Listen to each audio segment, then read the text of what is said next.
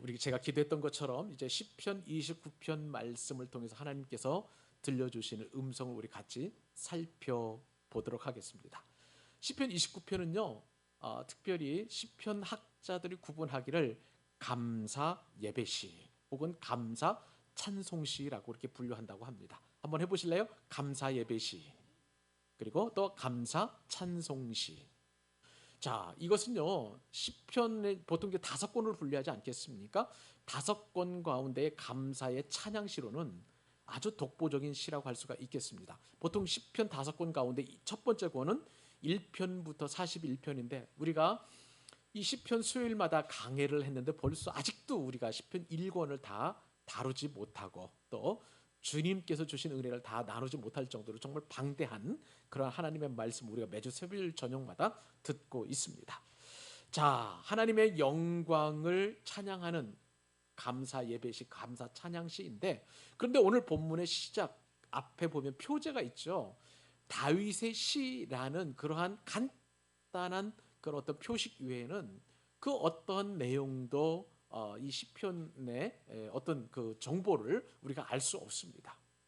이것이 어떤 위기에서 하나님을 찬양한 것인지 다윗이 정말 영성이 충만한 데서 그렇게 하나님 앞에 찬송을 올려드리는지는 잘 모르겠습니다만은, 그러나 이러한 정보가 없다고 해도 우리가 은혜 받는 데는 전혀 지장이 없다고 할 수가 있겠습니다.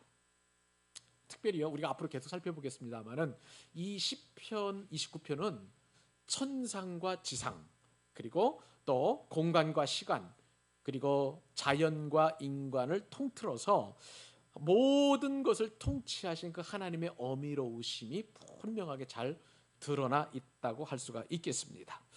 여러분, 우리가 그 크신 하나님의 사랑 말로 다 형용 못하네 그 찬양 여러분 아시죠? 그 다음에 이제 우리가 또 자연 위대한 찬양을 이렇게 볼 때마다 찬양하는 그런 찬송도 있지 않겠습니까? 뭐 엄청난 그 놀라운 하나님의 광대하심, 위대하심을 우리가 그 자연 만물을 보고 우주의 그 광활함을 보고 그런 하나님을 찬송하는데 이 시편 29편도 바로 그러한 내용으로 하나님 앞에 올려드리는 감사의 찬양시, 감사의 예배시라고 할 수가 있는 것입니다. 시편 기자는요 특별히 이러한 하나님의 어미로우신 하나님의 광대하심을 하나님의 소리라는 그런 어떤 표제어나 내지는 어떤 상징적인 언어를 가지고 그렇게 표현하고 있는 것입니다. 특별히 계속해서 우리가 살펴보겠습니다만은 우레소리, 우레라는 것은 천둥 아니겠습니까? 그 천둥 소리에 엄청난 그 두려움을 우리에게 주는 그 천둥 소리로 인하여 하나님의 소리라고 이렇게 표현을 하면서 하나님의 그 놀라우심을 표현하고 있는 것을 보게 돼요. 시편 29편에는요 이 하나님의 소리가 무려 7번이 계속해서 반복해서 나오고 있습니다. 그만큼 하나님의 소리는 온 우주 만물 가운데에 그리고 특별히 인생 가운데에 그리고 안 믿는 사람들에게도 엄청난 하나님의 놀라운 그러한 위대하심을 그렇게 선포하는 찬양이라고 할 수가 있겠습니다. 자, 이러한 하나님의 권능과 하나님의 위엄, 하나님의 능력을 온 우주 만물이 그 엄청난 피조물들이 찬양을 한다면 한낱 미물과도 같은 우리 인생들이 하나님을 찬양한 것은 너무나 당연한 것이고 우리가 그렇게 찬양해야 한다는 것은 아무래도 더 이상 말을 덧붙이지 않아도 될 정도의 그렇게 능력 있는 선포라고 할 수가 있는 것이죠. 결국은 이 시의 결론은 이겁니다. 모든 인생들아 여호와를 찬양하라. 모든 인생들아 여호와를 경외하라. 모든 인생들아 하나님을 두려워하라 라고 그렇게 선포하는 다윗의 위대함이 이 시편 29편 가운데 기록되어 있다는 것입니다. 자, 그런데요 시편 29편에 아주 기가 막힌 위치를 차지하고 있습니다. 자, 우리가 지난 시간에 시편 28편을 우리가 살펴보게 되었는데 거의 제가 보기에는 한 석 달 가까이 이렇게 수요일마다 이 시편 28편을 우리가 묵상하고 주님 주신 은혜를 살펴보게 되었는데 시편 28편 대충 내용을 요약해 보면 다윗이 엄청난 위기 가운데 처해 있었습니다. 그것이 악인들에 의한 그리고 또한 그것이 다윗을 몰락시키려는 그런 어떤 원수들로 인하여 다윗이 깊은 영적인 침체에 빠졌지만 기도하고 회복되어서 나중에는 하나님을 선포하는 쪽으로 시편 28편의 결론이 나와 있지 않겠습니까? 그렇게 이제 시편 28편의 암울함 그러나 약간의 회복이 있었고 이제 앞으로 우리가 29편 뒤에 30편으로 넘어가게 되면 30편에서 다윗은 질병 그리고 또 다윗의 어떤 대적들로부터 아주 엄청난 공격을 받게 되어서 죽음의 그림자가 깊게 드리워지는 그런 상황 가운데 놓이게 된 거예요. 그러니까 시편 28편에도 어려움, 그다음 시편 30편에도 어려움, 그 상황 속에서 29편이 자리하면서 정말 여호와 하나님의 위대하심과 광대하심을 송축하고 찬양하는, 그리고 그것을 또한 모든 인생들에게 독려하고 권고하는 그러한 찬양이 위치함으로 말미암아 우리 인생에서 어려움 가운데 있다 할지라도, 우리 인생을 누군가 공격하고 우리 인생을 또한 어떤 원수들로 인하여 우리 인생이 핍절한 그런 상황 가운데 있다 할지라도 우리가 전혀 주눅들거나 우리 인생이 포기하지 말도록 하게 하는 강력한 은혜의 권고의 찬양이 바로 시편 29편이라는 것을 염두에 둔다면 29편이 주는, 그리고 29편을 통해서 우리에게 주시는 하나님의 은혜는 너무나 놀랍다고 할 수가 있겠습니다.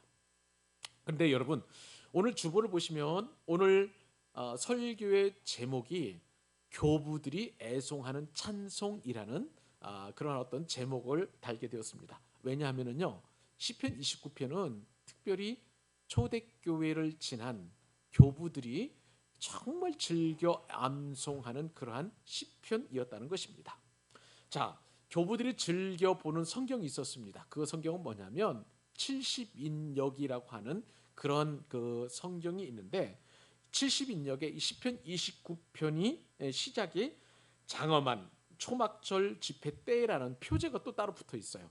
우리 성경에는 그냥 다윗의 시라고만 적혀져 있지만 교부들이 즐겨 읽었던 이 70인역에는 장엄한 초막절 집회 때라는 부제가 또 다시 달려 있다는 것입니다. 그러므로 여러분, 시편 29편은 우리가 들어가기에 앞서서 특별히 교부가 어떤 사람들인지, 그리고 또 이 초막절 집회가 무엇인지를 알아야만 이 뭐라 그럴까요, 시편 29편을 통해서 들려주시는 하나님의 놀라운 음성과 그리고 또 그 귀한 교훈의 축복을 우리가 받을 수 있다는 것입니다. 자, 그래서 우리가 이제 우선 이 교부들 그리고 70인역 나아가서 이제 장막절 집회에 대해서 우리가 좀 잠깐 살펴보도록 하겠습니다. 제일 먼저 교부들이 읽었다는 이 70인역을 조금 우리가 살펴볼 필요가 있는 것이죠.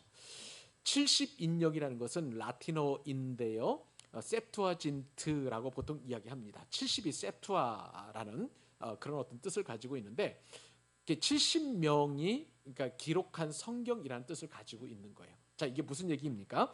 자, 주전 3세기경에 북아프리카, 지금의 이집트이죠. 북아프리카의 북쪽에 보면은 알렉산드리아라는 그런 큰 도시가 있었습니다. 이 도시에서 알렉산더 대왕의 어떤 그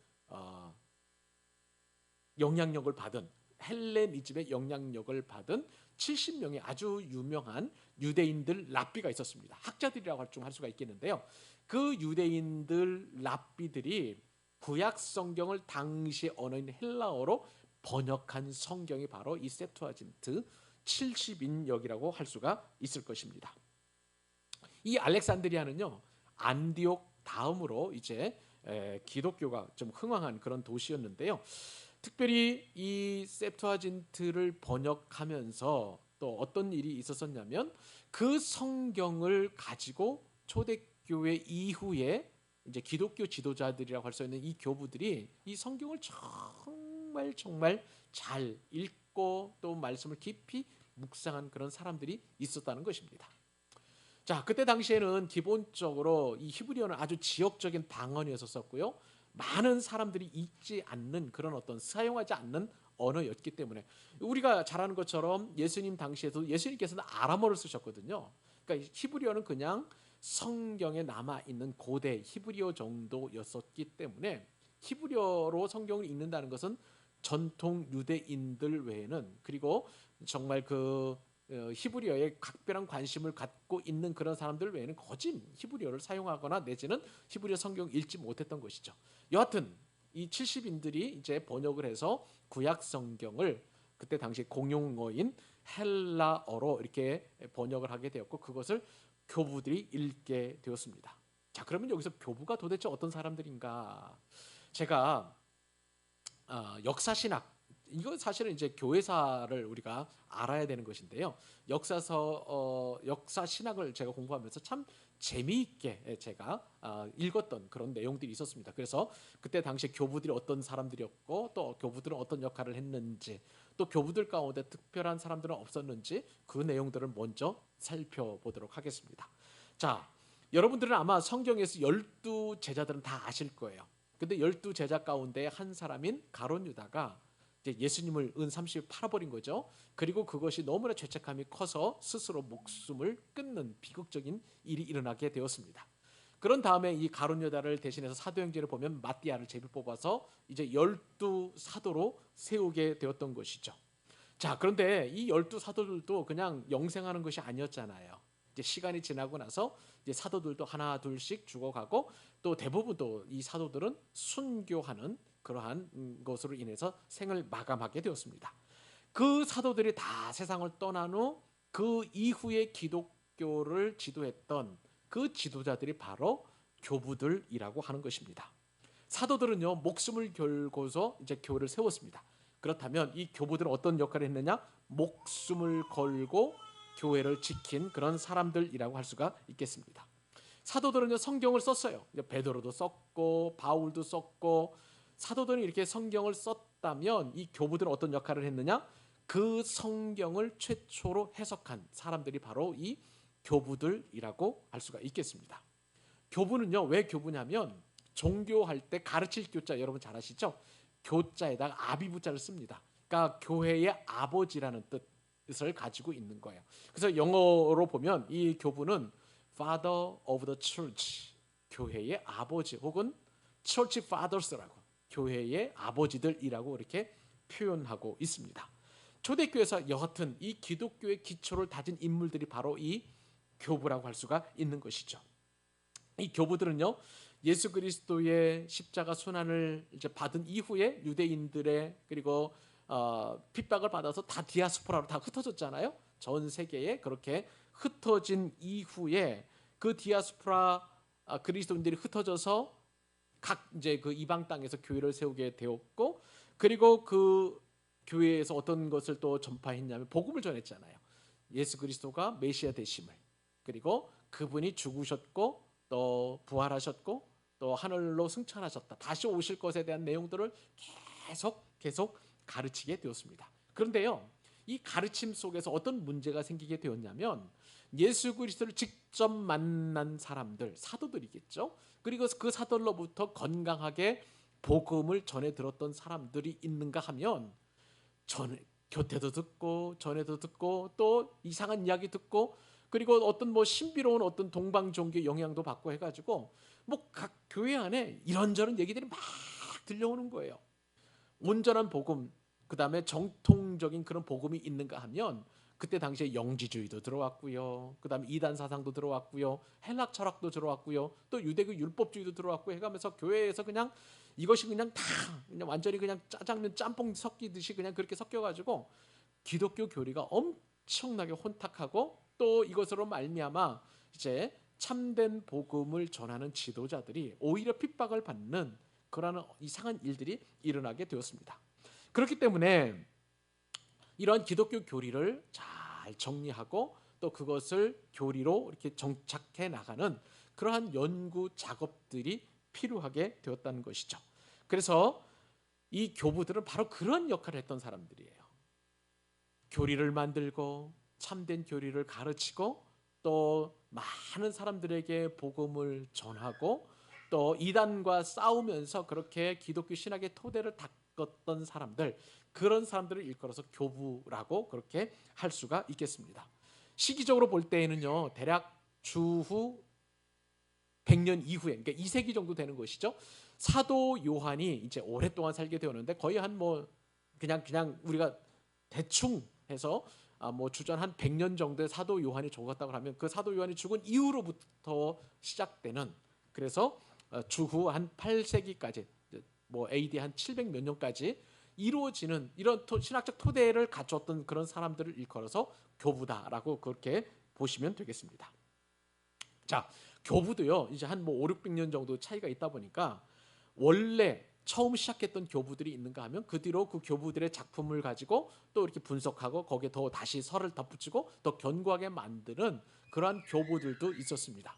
자, 교부들 가운데 가장 먼저 신학적 토대를 일으켰던 사람들, 그 사람들을 일컬어서 속사도라고 이렇게 이야기합니다. 한번 어려운 말이니까 한번 따라해 보실래요? 속사도. 예, 속사도라고 이렇게 이야기합니다. 속사도라는 것은 뭐냐면 포스트 아폴로직 에이지라고 보통 얘기합니다. 그러니까 사도들 바로 뒤에 있는 사람들, 그러니까 사도에 속한 그런 사람들이라는 의미에서 속사도라고 그렇게 이야기하는 것인데요. 자, 이 속사도 시대는 주후 100년부터 313년까지 그렇게 살았던 교회의 지도자들을 이야기합니다. 여러분 313년에 주후 313년에 어떤 일이 일어나는지 여러분 아세요? 로마 황제 콘스탄틴 대제가 이제 기독교를 공인하는, 그 전까지는 계속해서 기독교를 핍박하는 로마 황제들이 있었었는데 이제 기독교도 이제 로마 제국의 어떤 하나의 종교로 인정받는 일이 AD 313년 밀라노 칙령에 의해서 콘스탄틴 대제에 의해서 그 이제 기독교 공인으로 인정을 받는 그런 일이 일어나게 된 거예요. 그 뒤로 한 뭐 5, 60년 정도 뒤에 380년 정도의 데오도시 왕세를 통해서 이제 기독교가 로마의 국교가 되잖아요. 이제 그 국교가 되기 전까지 기독교를 인정하고 핍박했던 것에서 이제 종교를 장려하고 부흥하는 그러한 시기에 있었던 것이 바로 이 속사도 시대라고 할 수가 있겠습니다. 자, 속사도 시대를 일컬어 특별히 전 니케아 회의 시대라고 또 이렇게 따로 부르기도 합니다. 이게 무슨 얘기냐면요, 니케아 회의가 이루어지게 되었는데 그것은 전 세계의 가톨릭 교도들, 그러니까 초대교회 성도들이죠. 초대교회 이후에 어떤 교부들의 어떤 그 신앙 훈련을 받고 그리고 이제 기독교 교리를 이제 체계화시키는 최초의 종교 회의라고 보시면 되겠습니다. 이 니케아 종교 회의 이전 시대라고 해가지고요, 속사도 시대와 전 니케아 회의 시대를 이렇게 동일로 보면 되겠습니다. 자, 제 1차 니케아 회의는 주후 325년에 로마의 콘스탄틴 대제가 소집을 했는데 그때 아주 니케아 회의의 중요한 결정을 한 가지 합니다. 그것은 뭐냐면은 삼위일체를 인정하는, 아주 그냥 견고하게 삼위일체를 공식적으로 선포하는 회의가 바로 이 제1차 니케아 회의라고 할 수가 있겠습니다. 자, 이 니케아 회의는요, 그동안 이제 그러니까 이 삼위일체 우리는 그냥 믿음으로 받아들이고 용납하고 수납하지만 그러나 1세기에 수많은 그런 어떤 이단 사상들은요, 삼위일체를 전혀 받아들이지 않았어요. 유대교주의자들은 삼위일체 무슨 말이냐, 이것은 일신론, 그 사람들은 이제 유일신론을 가지고 있었으니까 유대교적 배경을 가지고 있었던 사람들은 삼위일체를 이단으로 규정을 하고 막 엄청나게 공격을 했죠. 또 삼위일체 가운데에 성부를 인정하는 사람들도 있는가 하면 또 성자만 인정하는 사람들도 있고 성령님을 또 하나님을 인정하지 않는 사람도 있었기 때문에 굉장히 이 삼위일체에 대한 교리가 난도질 당하는 그런 상황이 있었습니다. 근데 니케아 회의 때 이것을 딱 정리를 하고 그 다음에 삼위일체를 부정했던 아다나시우스라는 그런 어떤 그 하나의 어떤 학파가 있었습니다. 그들을 이단으로 규정하는 그러한 중요한 결정을 이 니케아 회의에서 이제 내리게 되었습니다. 자, 이런 상황에서 이제 교부들이 계속 활약을 하게 되는데 이런 배경 속에서 초대교회에서 교부들, 정말 하늘의 별과 같이 빛나는 몇몇 교부들이 있어서 오늘과 그 다음에 다음 주 수요일에는 이 교부들을 몇 사람을 소개하도록 하겠습니다. 왜냐하면 시편 29편을 정말 애송했던 그런 교부들이 있었기 때문에 그렇습니다. 제일 먼저 소개하고 싶은 그런 교부는 누구냐면 로마 교회의 클레멘스라고 하는 그런 사람입니다. 자, 이 로마의 이 클레멘스 감독은 그때는 이제 보통 감독이라고 했던 표현을 했습니다. 핍박받는 초대교회 빛나는 교부라고 할 수가 있겠습니다. 여러분 잘 아시는 것처럼 바울도 순교를 당했고 베드로도 순교를 당했죠. 이 사도 시대 이후에 그 속사도 시대까지 계속해서 로마 황제들은 기독교인들을 핍박을 하게 되었습니다. 초대교회는 너무나 극심한 핍박을 받게 되었는데 특별히 어떤 일이 일어났냐면 AD 64년이에요. 여러분 혹시 네로 황제라는 그 사람을 아시는지 모르겠습니다. 이 AD 64년에 이 네로 황제가 자신의 굉장히 이 사람은 예술적 감각이 뛰어난 그런 왕이었다라고 역사가들은 평가를 합니다. 그래서 시적인 그런 감수성을 예민하게 하기 위해서 그것을 또 충족시키기 위해서 어떤 일을 했냐면 이것도 일종의 설화예요.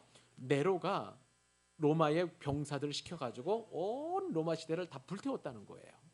그러면서 불타는 그 로마 시대를 보고 시상을 떠올리며 시를 적었다는 그런 어떤 이야기가 있는데, 그런데 이렇게 불타 죽은 사람들, 자신의 재산을 잃어버린 사람들, 수많은 로마 시민들이 막 분개했던 것이죠. 도대체 누가 불을 놓았는가? 이 엄청난 도시를 태운 사람 누구인가? 라고 이제 막 민심이 흉흉하게 들끓게 되었습니다. 그때에 이제 로마의 정치가들은 이제 네로 황제에게 저 기독교인들이 바로 로마에 불을 질렀다, 로마가 핍박하니까 그것에 대한 반감을 가지고 로마의 반역을 일으킨 것이다라고 그렇게 모함을 하게 했습니다. 이제 네로 황제는 그러한 소문을 퍼뜨리고 그리고 기독교인들을 잡아다가 무참히 그렇게 이제 죽이게 되었는데, 이 로마의 클레멘스 그 감독도 바로 그때의 순교를 당하게 되었습니다. 그리고 또한 주후 70년경에 로마의 디도 장군, 여러분 아시죠? 티투스라고 보통 얘기하는데, 예루살렘 성전이 완전히 그렇게 이제 무너지게 되었고, 이 70년을 계기로 해서 그동안은 이제 초대교회가 이 유대교에 의해서, 유대인들에 의해서 핍박을 당했다면 70년으로 넘어가면 그 이후에는 로마의 그 사람들에 의해서 기독교가 엄청난 핍박을 받게 되었습니다. 로마의 클레멘스도, 이 감독도 바로 그때에 이제 순교를 당한 그러한 이제 교부라고 할 수가 있겠는데요. 근데 이 교부가 빌립보서에도 나옵니다. 역사학자들은요, 빌립보서 4장 3절에 나오는 이 클레멘드라는 사람이 바로 클레멘스라고 그렇게 이야기합니다. 빌립보서 4장 3절에 이렇게 사도 바울이 편지를 하죠. 또 참으로 나와 멍에를 같이 한 내게 구하노니 복음에 나와 함께 힘쓰던 저 여인들을 돕고 또한 클레멘드와, 이 클레멘드가 바로 클레멘스라는 로마의 감독이라는 것이죠. 그 외에 나의 동역자들을 도우라. 그 이름들이 생명책에 있느니라 라고 그렇게 기록되어 있습니다. 그렇게 초대교회 교부였던 이 클레멘스 감독, 이 사람도 이제 핍박을 받아서 순교를 당하게 되었습니다. 비슷한 시기에 안디옥의 이그나티우스라는 교부도 있었습니다. 이 초대교회 굉장히 중요한 이그나티우스는 교부라고 할 수가 있겠는데, 이그나티우스는 도미티안 황제 치하에서 안디옥에서 감독으로 사역하던 그런 교부였습니다. 그런데 이그나티우스가 이제 고발을 당하게 되었습니다. 왜냐하면 그때 당시에 로마 황제 외에는 그 어떠한 사람도, 그 어떠한 그 신도 주가 될 수 없었습니다. 여러분, 제가 가끔씩 설교하다 보면 이 주가 보통의 의미가 아니라는 것을 여러분들이 몇 번이나 강조했었습니다. 1세기의 주는요, 퀴리오스라고 해가지고 주인 되는 분은 딱 한 사람, 로마 황제뿐이었습니다. 그때 당시에 모든 식민지 국가들, 그 다음에 로마 시민들, 그리고 이 황제의 그런 어떤 신하들은 주를 오직 로마 황제로만 인정해야만 하는 그런 통치 시대를 살아갈 수 있었던 것이죠. 만약에 그 누구라 할지라도 주를 다른 존재로 인정을 하게 된다면 그것은 로마에 대한 반역이었고 황제에 대한 그런 도전이었기 때문에 바로 즉결 처분을 하는 엄청난 모반이었던 것입니다. 그런데 이 이그나티우스는 그렇게 이제 나의 주는 로마 황제가 아니라 예수 그리스도라고 그렇게 엄청난 신앙을 고백했던 그런 사람이었는데, 이것으로 인해서 이제 로마로 압송이 되게 되었던 것이죠. 그리고 짐승에 물려서 몸이 갈기갈기 찢기는 그런 순교를 당하게 되었습니다. 이 이그나티우스 교부는요, 굉장히 중요한 교회에 있어서, 정치에 있어서 굉장히 중요한 그런 교리를 남긴 사람이었습니다. 그것은 뭐냐면 교회에는요, 집사가 있어야 된다는 거예요. 교회는 장로가 있어야 되고 교회는 또한 목사가 있어야 된다는 그런 굉장히 중요한 교회 직분을 이야기했던 교부가 바로 이 이그나티우스입니다. 또 여러분들에게 소개해주고 싶은 그 사도가 아니죠, 교부가 있는데, 사도 요한의 제자인 폴리갑이라는 그러한 교부가 있습니다. 여러분, 이 폴리갑은 요한계시록 2장에 보면은 소아시아 7교회가 등장하는데 그 7교회 가운데 특별히 서머나 교회의 감독 이었습니다. 구전에 따르면 이 서보나의 지역에 어떤 과부가 살았다는 거예요. 근데 이 과부가 이 폴리갑이라는 그 사람을 노예로 돈을 주고 산 거예요. 근데 이 폴리갑이 너무나 똑똑한 것입니다.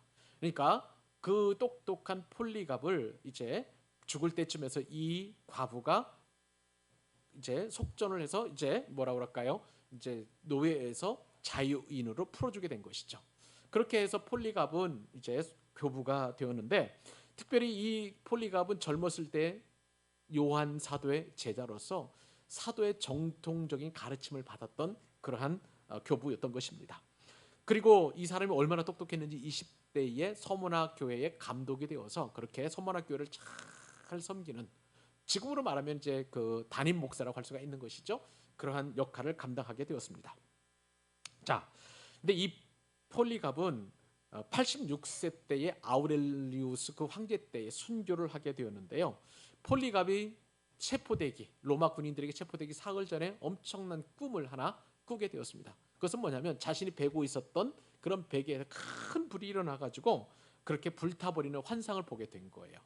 그러면서 잠에서 깬 이 폴리갑은 내가 곧 순교하게 될 것이다라고 주변 사람들이 그렇게 이야기했다는 것입니다.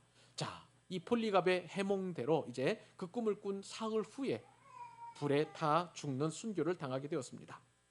이러한 폴리갑의 순교를 통해서 기독교가 또 든든히 서가는 그런 엄청난 복을 누리게 되었고요. 마지막 한 사람 더 오늘은 더 소개하도록 하겠습니다. 그것은 어떤 사람이냐면 로마의 변증가인 유스티누스라는 사람입니다.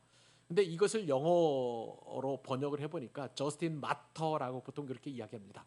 이 마터 하면 순교자라는 뜻이죠. 그러니까 저스틴 마터 하면 순교자 마터, 혹은 그냥 라틴어로는 유스티누스라고 이렇게 보시면 되겠습니다. 이 사람은요, 철학이 아주 능통한 사람이었어요. 그래서 이 헬라 철학을 가지고 기독교를 변호한 기독교 변증가라고 할 수가 있을 것입니다. 유스티누스 그 당시에 로마의 그 한복판에는요 굉장히 많은 철학적 사조들이 움직이고 있었습니다. 특별히 스토아 학파가 맹위를 떨치게 되었고요. 그리고 페리파토스 학파라고 열정적으로 이성적으로 그렇게 철학을 웅변하는 그런 사람들이 있었었고, 그 다음에 또 우리 삼각형의 원리, 삼각함수의 원리는 피타고라스 여러분 잘 아실 것입니다. 이 피타고라스 학파도 맹위를 떨치고 있었습니다. 근데 놀랍게도 이 저스틴 마터, 이 유스티누스는 각각의 철학의 장점들을 다 섭렵할 정도로 굉장히 학문의 열정을 가지고 있었던 그러한 사람이었는데, 이분이 복음을 받아들이고 기독교로 개종을 하게 되었던 것입니다. 자, 그러면서 이 유스티누스가 이야기한 것은 뭐냐면 기독교는 모든 철학의 완성이다라고 그렇게 이야기를 한 거예요. 지금도 마찬가지죠. 철학의 꽃은 신학이라고 보통 이야기를 합니다. 모든 철학의 완성이 바로 신학이라고 할 정도로 그렇게 신학은 엄청난 그런 어떤 깊음, 학문의 깊음 위에 있는데, 바로 이 유스티누스를 통해서 그러한 체계가 완성이 되었던 것이죠. 이 유스티누스는 로마 제국의 박해를 받게 되었고, 또 그러면서도 기독교를 변호하고 변증한 엄청난 사상가였습니다. 결국 주후 165년에 로마 황제 마르쿠스 아우렐리우스의 박해로 인해서 로마의 원형 경기장에서 참수를 당하는 그러한 순교를 받게 되었습니다. 여러분, 이제 다음 시간에도 굉장히 많은 우리 이제 교부들을 우리가 살펴보게 될 텐데, 우리가 지금 이 자리에서 우리가 가볍게 이야기할 수 있는 삼위일체, 그 다음에 예수 그리스도가 성자 하나님이다라는 부분, 뭐 예수님은 하나님이시면서 참 인간이시다라고 그렇게 우리가 고백할 수 있는 것은 이처럼 많은 순교자들, 특별히 교부들의 신학적 토대 위에 우리가 이렇게 서서 신앙생활을 하는 거예요. 저들은 목숨을 내면서 순교하면서까지 이렇게 기독교 교리를 완성했던 그런 사람들이었습니다. 우리는 그분들의 열매를 가지고 이렇게 신앙생활을 하고 있는 것이죠. 그분들의 공로가 너무나 큽니다. 그리고 우리가 가지고 있는 이 신학적 지식이 얼마나 귀하고 복된 것인지를 정확하게 알고 있었으면 참 좋겠어요. 시편 29편을 통해서 바로 그 사람들이 즐겨 암송했었던 시편 29편의 찬송, 하나님의 위대하심, 하나님의 놀라움, 하나님의 장엄하심, 그리고 우레소리로 표현되는 하나님의 소리를 저와 여러분들이 매주 수요일마다 들어가고 거기에 감사와 감격을 누리는 귀한 수요일 저녁이 될 수 있기를 우리 주님의 이름으로 축복합니다.